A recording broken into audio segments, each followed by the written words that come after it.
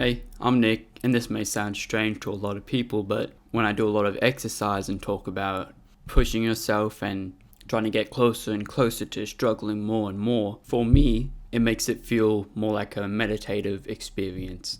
And what I want to get into today is how, in a similar vein of how hyper-focused work, or deep work, as you might have heard it, gets you into a flow state that makes it easier for you to get a lot of things done. And so this flow state of exercising, or what I call deep exercise, has similar benefits to deep work and can let you get your goals accomplished much easier. So let me dig into it a bit more and start off with what I'm actually talking about. You see, when you're constantly watching the clock if you're going for a run, or constantly seeing how many reps you have to do or how many reps you've got left to do, doing a different kind of exercise, that's going to take your focus away from actually doing it to thinking about what you're going to do next. And when you take that focus away, in a similar way to how you get distracted trying to do work that you need to do, it makes it harder to get into this flow state. And so in a similar way to how you can achieve deep work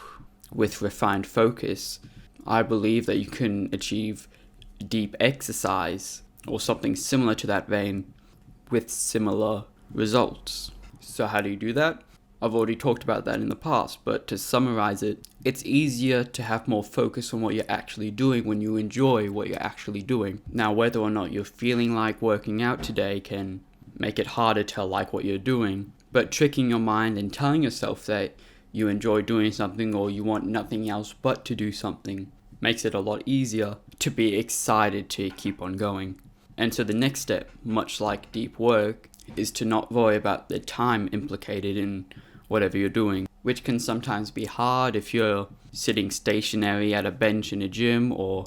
are just running laps around an oval and doing something that's very repetitive and not much to take your mind off the time of how long you've spent doing this one monotonous thing. Those situations are the only ones where I believe that you can stop thinking about what you're actually doing and start letting your mind wander. Now, this is a bit of a cop-out strategy, and so misusing this can actually cause you to not be as productive as you need to be. And so you want to make sure that you're still going just as hard or just as efficiently as you would be doing if you are focused solely on performing it as best as you can,